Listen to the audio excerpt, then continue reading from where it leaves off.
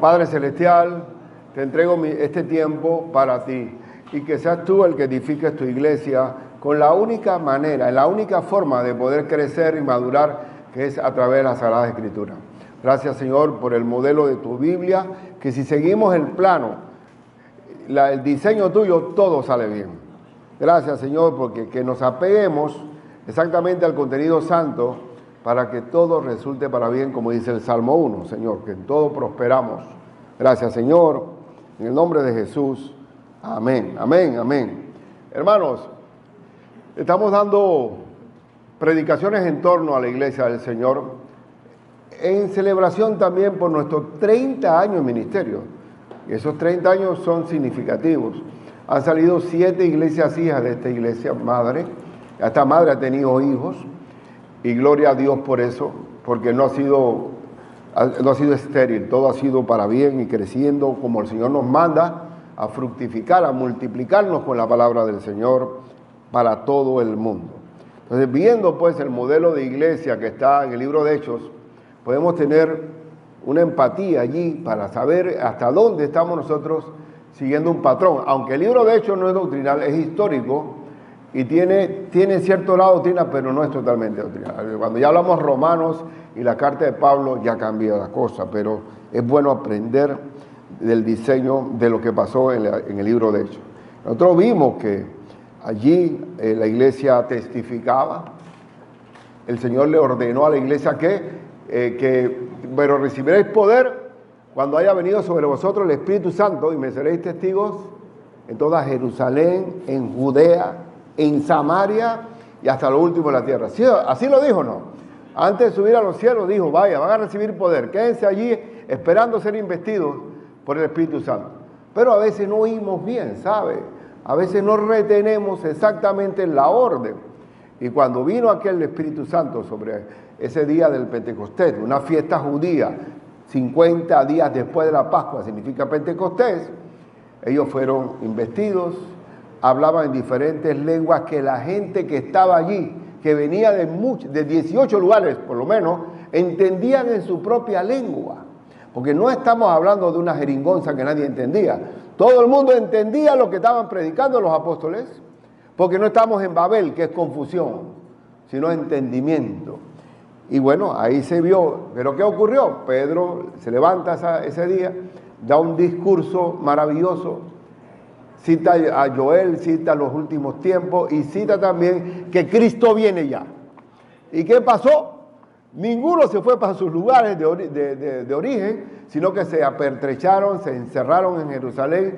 Fue una mega iglesia, hubo miles de convertidos y de ahí. Entonces, ¿cuál es la orden? Id y predicad el evangelio a todo el mundo, lo dijo el Señor. Pero nosotros somos un poco lentos a veces para aprender. La iglesia tiene que recibir las instrucciones claramente. Esa iglesia, nosotros vimos la vez pasada que bautizaba. Nosotros tenemos la pila bautismal aquí. ¿Qué es el bautismo? El primer acto de obediencia del creyente. ¿Qué hizo Cristo antes de abrir la boca? Se bautizó. Y nosotros seguimos las pisadas de Cristo. Y aquel hermano que ha recibido a Cristo y dice que seguir a Cristo y posterga su bautismo, no va a crecer, porque uno crece a medida que obedece. Así que no se demore, obedezca la primera instrucción de Cristo, que es bautizarse. Hoy tenemos la cena del Señor. Desde ya le pedimos perdón a Dios por nuestros pecados, porque estamos recordando que Cristo pagó un precio por el perdón de nuestros pecados. Y el Señor nos llama en una ordenanza de recordar lo que Él hizo por nosotros. La enseñanza de la iglesia es cardinal. La orden de Cristo en la iglesia es id y haced discípulos. Es continuo, id haciendo discípulos. Y estamos viendo que a lo largo de todo lo que es la vida de la iglesia, si no hay discipulado, no hay nada. ¿Por qué no hay nada? Porque Cristo habla a través de la Biblia. La Biblia es la palabra de Dios, de que sale de la boca de Dios. Entonces, si no hay enseñanza, no tenemos iglesia. Y tiene que haber también comunión entre nosotros, Filadelfia, amor fraternal, lavarnos los pies los unos a los otros, y sobre todo la oración y los ministerios. Entonces, ese esquema lo vimos en la iglesia primitiva de Jerusalén. Pero ¿qué pasa? Como ellos no se fueron de regreso, sino esperaban el advenimiento de Cristo ya, entonces hubo una crisis de crecimiento. Había mucha gente, todos estaban allí. Imagínense ustedes que se queden allá en cualquier casa de nosotros, y éramos 5, ahora somos 18. ¿Por qué? Porque estamos recibiendo los hermanos de diferentes latitudes. Entonces hubo una crisis de crecimiento. ¿Pero por qué? Porque no habían entendido bien que eso no es hacer la mega iglesia, sino llevar el evangelio a toda criatura. Entonces vamos a ver, la gran pregunta es, ¿por qué el servicio es una ley suprema del reino de Dios? ¿Por qué el servicio es la naturaleza intrínseca de nosotros? Si no hay servicio, no hay servicio. Si el que no sirve, no sirve. Entonces aquí lo vamos a ver. Vamos a ir directamente al texto. Dice en Hechos 6:1, tenga su Biblia en Hechos 6, dice, en aquellos días, como creciera el número de los discípulos, eran miles. ¿De los qué? Discípulos. ¿Qué significa discípulos? Estaban recibiendo instrucción bíblica. No eran creyentes solamente, sino discípulos. Estaban siendo instruidos. Hubo murmuración de los griegos contra los hebreos. No es que eran griegos, eran prosélitos o eran judíos que vivían en la cultura, dentro de la cultura griega, dentro de países o naciones griegas, hablaban el griego, pero eran judíos. Entonces se referían a griegos contra los hebreos. ¿Hebreos qué? De ahí, de Jerusalén. De que las viudas de aquellos eran desatendidas en la distribución diaria. Y una viuda, hermano, es una mujer indefensa. Una viuda en Oriente es lo más desolado que pueda haber hasta el día de hoy. Cuando nosotros estuvimos allá en Jordania, que estaba la cantidad de viudas y niños desplazados por la guerra de Siria, tuvimos contacto con viudas. Y una viuda en Oriente es una desolación, porque la viuda se ampara en su marido o en sus hijos. Entonces encontramos con una viuda sin nadie, una tremenda desolación. Por lo menos en Oriente la figura paterna es fundamental. ¿Y qué pasaba con las viudas? Las viudas griegas, que no tenían un respaldo de un marido, de una familia, dicen que eran desatendidas. Dicen, la murmuración era que estaban siendo desatendidas. Es decir, que alcanza para todo, pero menos para ti.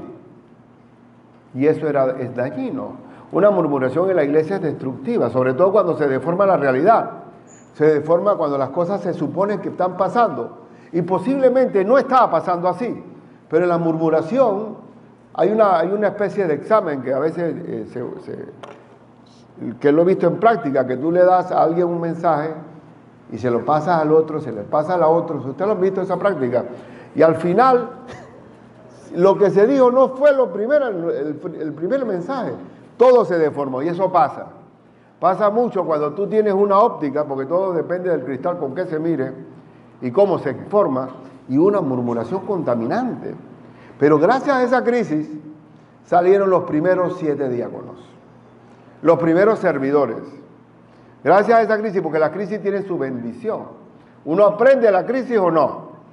Es cuando son los mejores maestros. Los mejores maestros en la vida espiritual son las crisis. Tened por sumo gozo cuando os halléis en diversas pruebas, porque la prueba de vuestra fe produce ¿qué? Paciencia. Tienes un doctorado en paciencia, un doctorado a través de la escuela de la aflicción. ¿Quiénes son los mejores maestros de una escuela? Los que más exigen, los que más tienes que estudiar. Entonces las crisis enseñan. Y vamos a ver el servicio como una solución al problema de la crisis, que también es el legado que tenemos de lo que es la labor diaconal en la iglesia. Entonces, en primer lugar, ¿por qué la ley de servicio es la ley del reino? Porque debe haber hermanos que atiendan las necesidades. Es necesario. Porque estamos para servirnos los unos a los otros. La iglesia es el mejor cuerpo de asistencia del 911 que pueda haber Es un cuerpo de auxilio, de ayuda, de lavarnos los pies los unos a los otros. A veces te toca a ti recibir el lavado de pies, a veces tú también tienes que lavar los pies a los otros. No estamos para estar pasivos, como el caso allá en Bogotá, que yo me sentía halagado con ellos, y sobre todo la hospitalidad, que significa atender necesidades, todavía se palpa más cuando uno sale de fuera del país.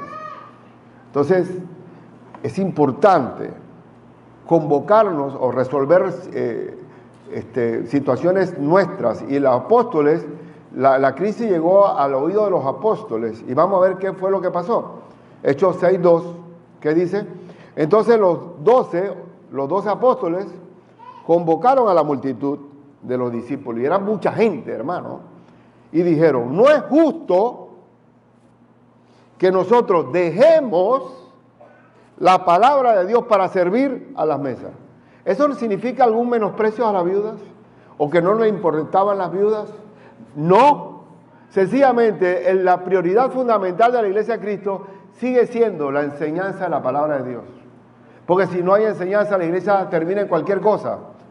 Entonces, no es justo, ¿qué dice? No es lo adecuado, no es lo que Dios quiere, que dejemos la palabra de Dios para servir a las mesas. Y eso pasa. Si, por ejemplo, si quieres hacer dos cosas, una desplaza a la otra.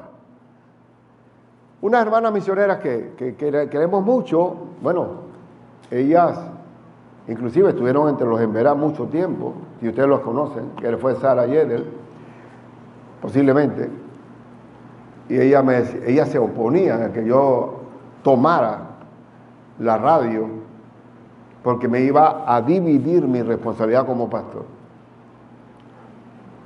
Y gracias a Dios no le hice caso, ni de recibir la atención, porque gracias a Dios, yo tenemos un equipo en la emisora que es totalmente dueña de su responsabilidad. Ellos no necesitan ni marcar tarjetas, son gente hay un hermano que trabaja con nosotros que tenemos que decir, hermano, toma vacaciones, por favor.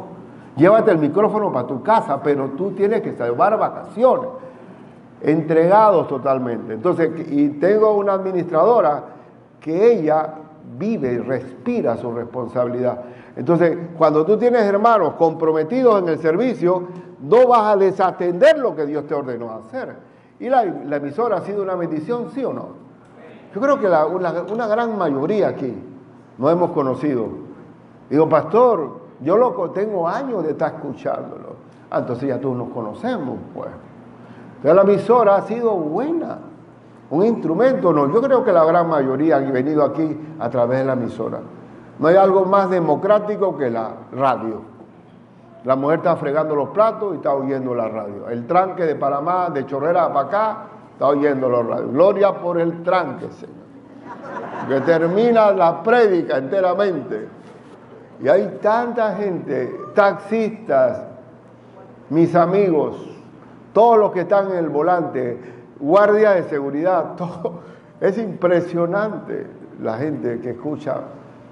Pero, ¿qué hubiera sido el peligro? Que yo desatienda a la iglesia por estar, hermano, aquí hablando de 104.9. Nunca he estado en eso. No, ni siquiera soy locutor ni nada de eso.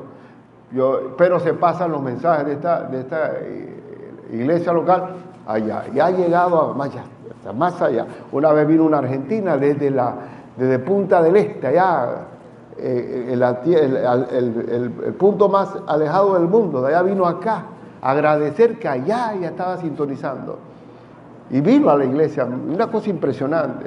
Entonces, ¿qué quiero decir con esto? Nunca, jamás desatender, enseñar la palabra de Dios por ir a meterme a atender a las mesas. Y eso también indica que en la iglesia hay algún enfoque de una iglesia social, que haga actividades sociales, estoy de acuerdo, hay que ayudar a los inmigrantes, hay que ayudar en mil necesidades, pero jamás de los jamás desatender la palabra de Dios, porque ella es la que es viva y eficaz. La prioridad, el enfócate, Ricardo, es que cada vez que nos reunimos es con la Biblia en mano, hablando Dios a nuestros corazones. Que Él sea el capitán del barco, que sea el almirante, que sea el dueño de la iglesia, donde nosotros cambiamos o nos desviamos hacia otra dirección, perdimos todo. Todo lo perdimos. ¿Y por qué es así?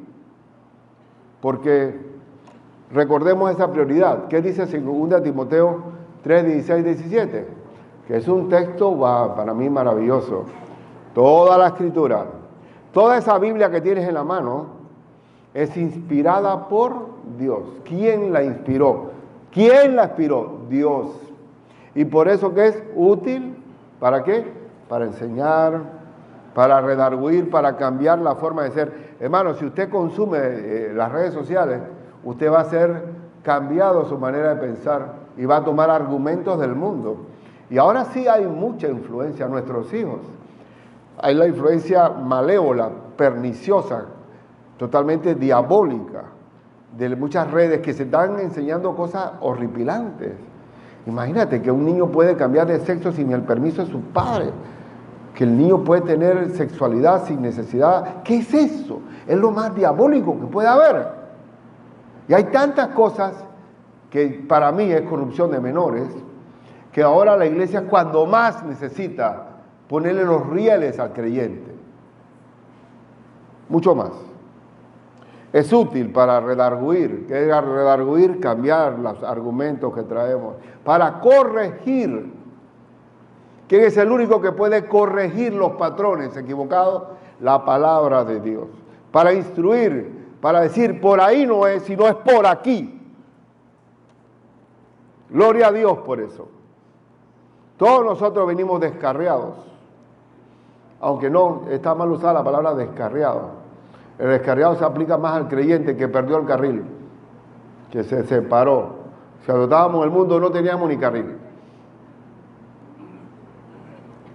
Entonces, a fin de que el hombre de Dios, aquí viene, ¿cuál es el resultado de ser enseñado, instruido, corregido, redarguido por la palabra? A fin de que el hombre, ¿cuál es el final de toda esta jornada? A fin de que el hombre de Dios sea ¿qué?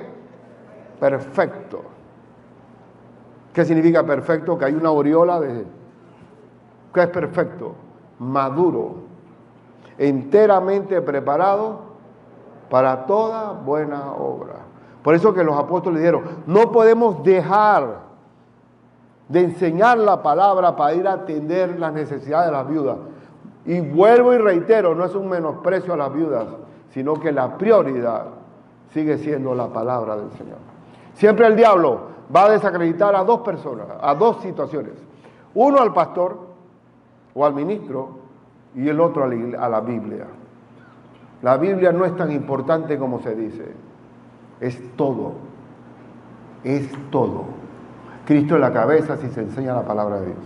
Y también otro texto que conocemos bien, que la palabra de Dios es la espada. Porque la palabra de Dios, ¿qué es? Viva. Aleluya. No es letra muerta, no es que yo me sé versículo ese, no. Porque ella como es viva, cada vez que la lees te habla algo distinto también. Conforme a tu propia madurez. Es viva y eficaz. ¿Qué significa eficaz? Que produce resultados. Y más cortante que toda espada de dos filos, o sea, no es un machete, es una espada que penetra hasta adentro. ¿Y qué significa la palabra sermón, hermanos? ¿Qué significa? Estocada. Que cuando uno da un sermón, está penetrando la espada. Y yo siempre quiero, más que decir el amén de ustedes, me gustaría que se oír es el ay, me dolió, ay, porque penetró donde me tocó, donde yo estoy fallando. Y eso es lo que hace la Biblia, no lo hace el predicador. La palabra de Dios es la que penetra hasta partir, ¿qué? Hasta partir el alma y el espíritu. Las coyunturas y los tuétanos, ahí se ven los dos filos, y disciernen los pensamientos y las intenciones del corazón. ¿Quién hace eso? ¿Un psicólogo? ¿Quién hace eso? ¿Las técnicas nuevas de marketing o acercamiento a los jóvenes o a los matrimonios? Diferentes técnicas. No, esto es la Biblia la que penetra hasta partir el alma y el espíritu. ¿No? Un hombre que se paró de la iglesia y dijo, todo se lo dijiste al pastor, ¿cómo? Él estaba recién llegado. ¿Cómo tú no guardaste la confidencialidad de nuestro matrimonio y dijiste todo. Yo no le he dicho nada, es la palabra que estaba penetrando. Y uno nunca sabe. Dice, porque no tenemos, aquí viene la parte, hay dos, palabra de Dios y oración.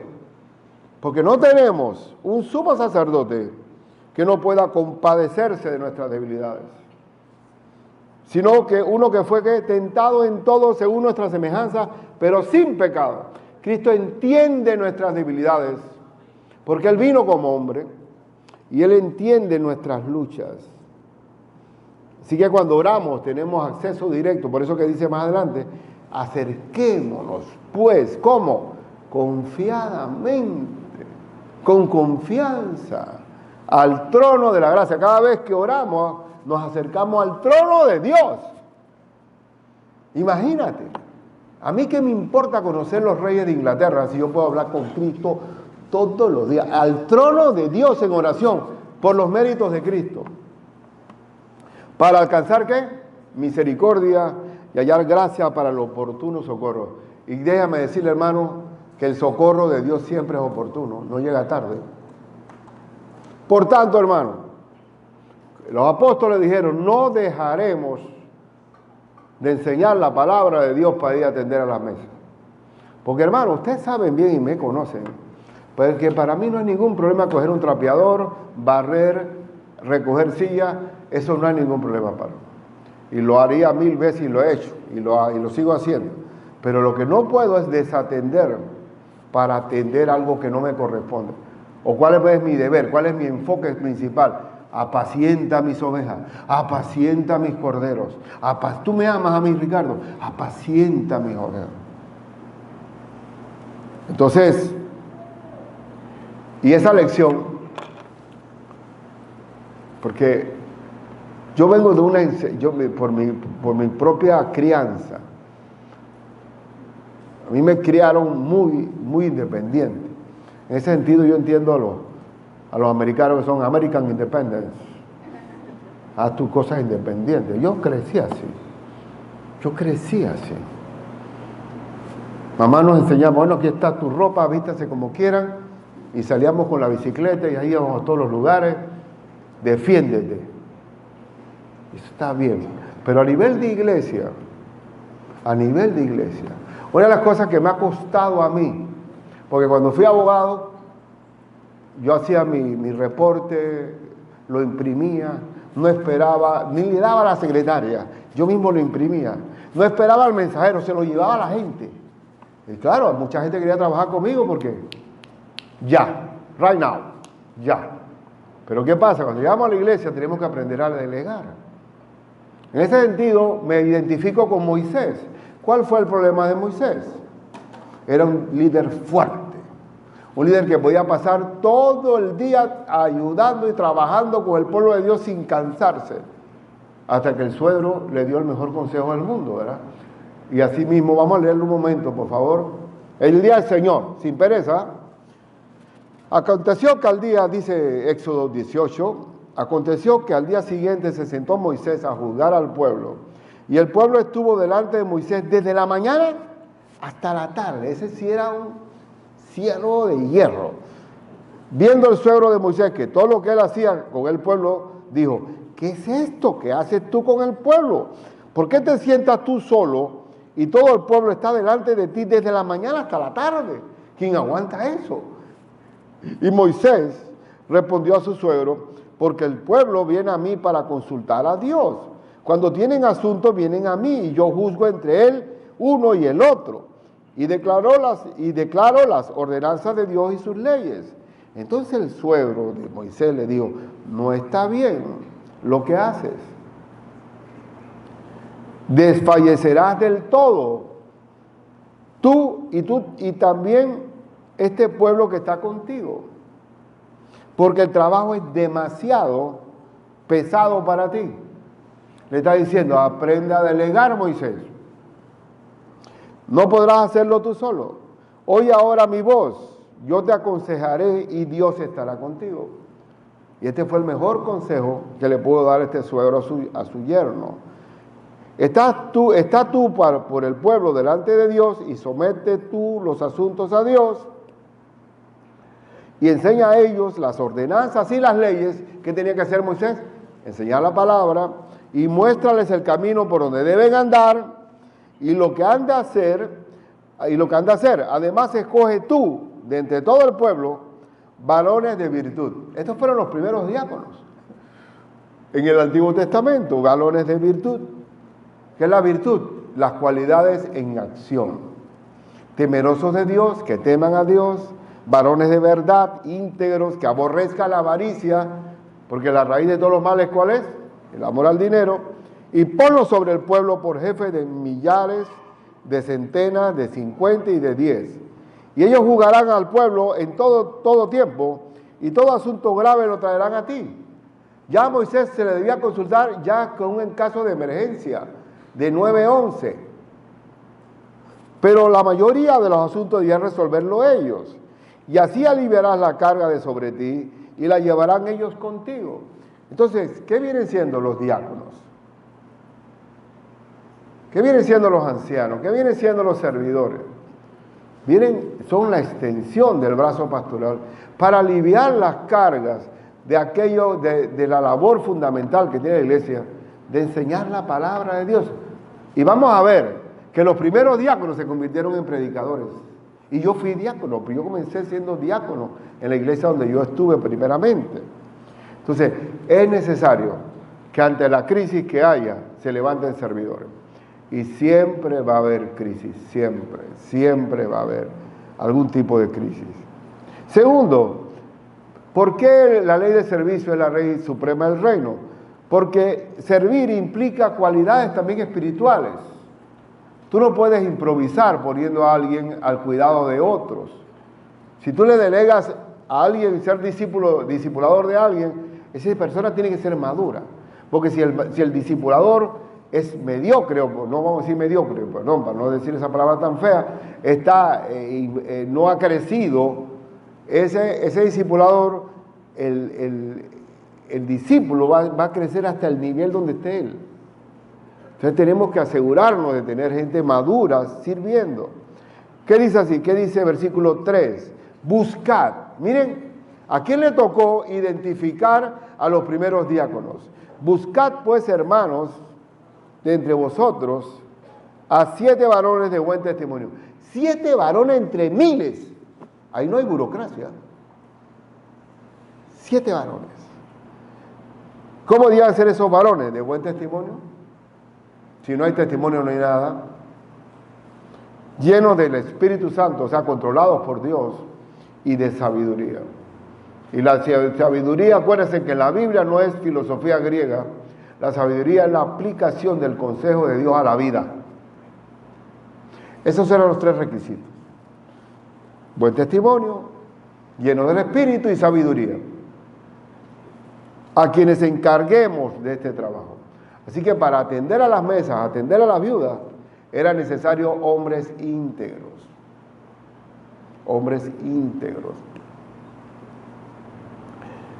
Y vamos a ver también cuáles son los requisitos del diácono. El diaconado, vale la pena decir que el pastor tiene su responsabilidad porque va a rendir cuentas a Dios de su iglesia. Pero los diáconos tienen su responsabilidad y tienen la recompensa de Dios por su trabajo. Está dentro de la Biblia el diaconado. Y vamos a ver, 1 Timoteo 3, 8 al 10 y 13. Los diáconos asimismo deben ser como honestos, sin doblez, o sea, sin hipocresía, no viviendo doble vida, no dados a mucho vino, no borrachos, no codiciosos de ganancia deshonesta, no avaros, que guarden el misterio de la fe con limpia conciencia, es decir, sin fingimiento, sinceros, y estos también sean sometidos a prueba primero.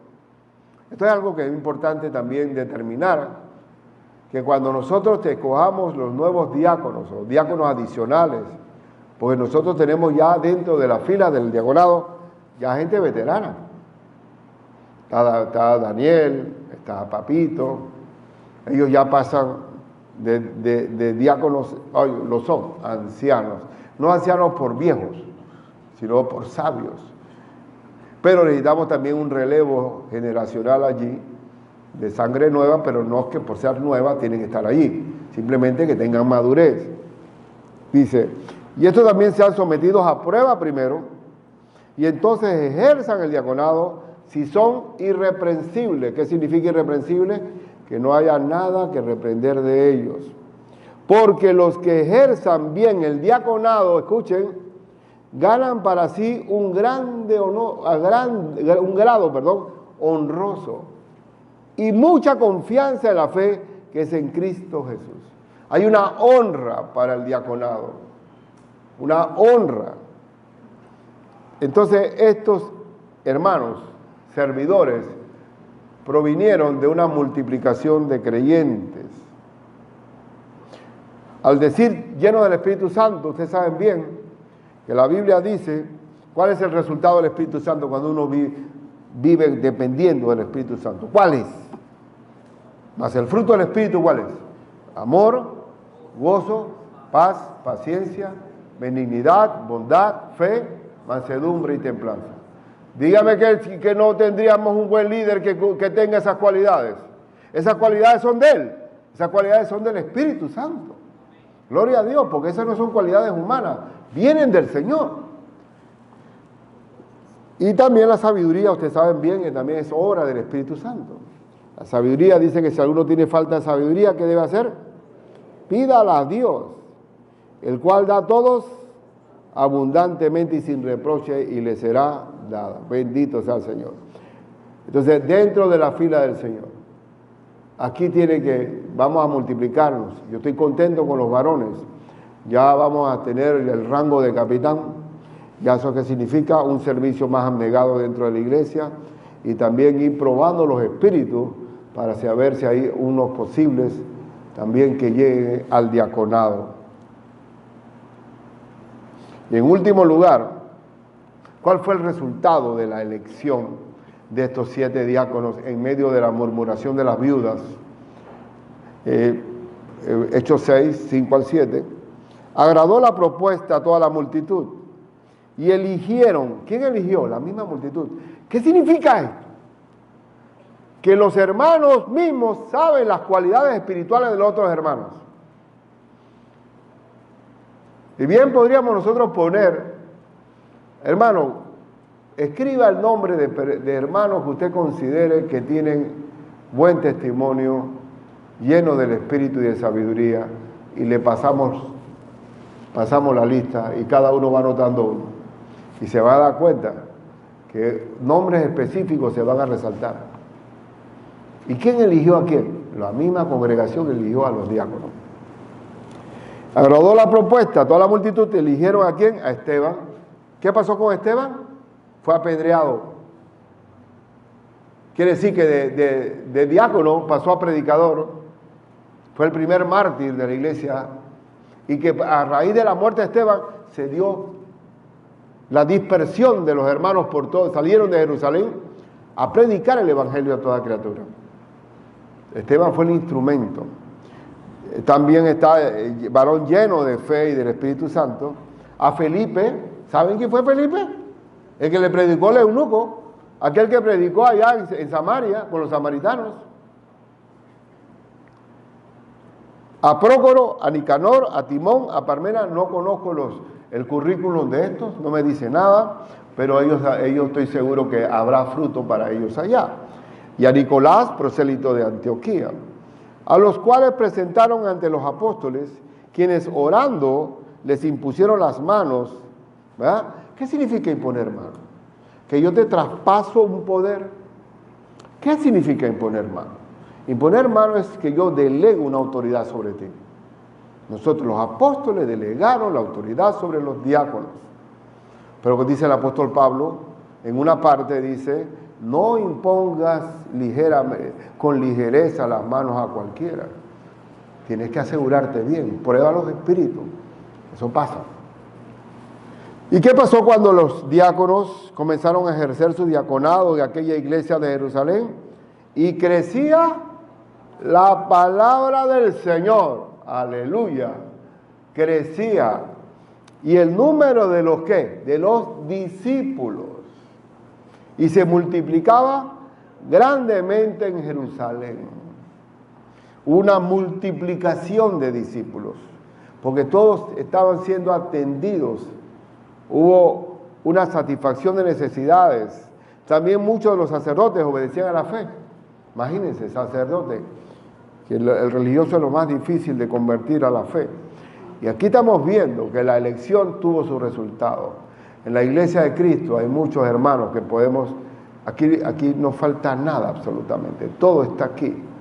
Ahí la disponibilidad, pero nunca, jamás desatender la prioridad número uno, que es que el discipulado bíblico. Alguno dirá, bueno, es que ya a mí me fui discipulado allá donde yo vengo hace 1000 años, o no, hace tiempo, o yo fui, no me vas a enseñar nada a mí. Hermano, yo no dudo de que usted haya sido discipulado, pero es bueno saber qué pata puso ese huevo. Hay que saber qué trasfondo usted trae porque hay que probar los espíritus. ¿Sí o no? ¿Sí o no? ¿Cuál es el problema a veces cuando tú vas de un lugar a otro y fuiste pastor o un líder de una iglesia donde tú viniste y no te gusta hacer fila? Ven acá, aquí está mi carta de presentación y yo hice esto y esto y esto. Gracias, hermano, no dudo que la letra esté bien, mal o bien, pero es necesario probar los espíritus. Sujétese al discipulado bíblico. Nos encontramos con muchas cosas que se aclaran ahí. Y la que no es de nosotros, ahí está el termómetro. Entonces, para terminar, porque tenemos la cena del Señor, la palabra diácono significa a través del polvo. Es una persona que viene a servir sin importar lo que tenga que sufrir. Es como el soldado sufre penalidades como buen soldado de Cristo. Un diácono nunca dice estar como los scouts, siempre listos, siempre dispuestos. Entonces el diácono también significa un siervo fijo. Es decir, cualquiera que uno necesite y se requiera, él siempre va a estar fijo. Es inamovible. Siempre va a estar dispuesto. Eso significa diácono. Una persona entregada a su trabajo. Y hay que reconocer que el diaconado, otra vez, tiene una recompensa eterna. Tenemos que ver que ahora en nuestra iglesia, a veces me quieren a mí decir, o me hacen observar, bueno, pastor, usted requiere de los diáconos, la labor, ¿sí? Y ellos están ahí siempre, y yo me siento bien con ellos, pero como que hacen notar, como que, oye, no, mira, el que da la tónica del servicio de los diáconos es el mismo pastor. Si para ellos ven que yo estoy relajado, ellos se relajan también. Si no pasa nada, no pasa nada. Si pasa algo, todos en guardia. Pero siempre tenemos que estar fortalecidos con toda la armadura de Dios, porque la guerra es incesante. Siempre. Entonces tenemos que escoger diáconos muy pronto, en este año. Lo que vamos a hacer es que no vamos a titular el cargo de diáconos, sino asistentes de diáconos para probar los espíritus en un periodo. Como dice ahí, someterlo a prueba primero, por lo menos 2 años, para asegurar el testimonio, para asegurar la llenura del espíritu, y los que van a escoger a esos nombres va a ser la misma congregación. Vamos a esperar el resultado de los nombres que salgan y nosotros acá analizamos después cómo va a ser. ¿Por qué hay que hacer eso? Porque la iglesia necesita ser atendida. Bueno, entonces hoy tenemos la cena del Señor, aleluya. Vamos a pedirle al Señor que tengamos bien enfocado que la ordenanza de la cena del Señor significa recordar que Él dio su vida por nosotros, derramó su sangre y que es un pacto inamovible, inmutable. Así que vamos a inmediatamente tomar la cena del Señor.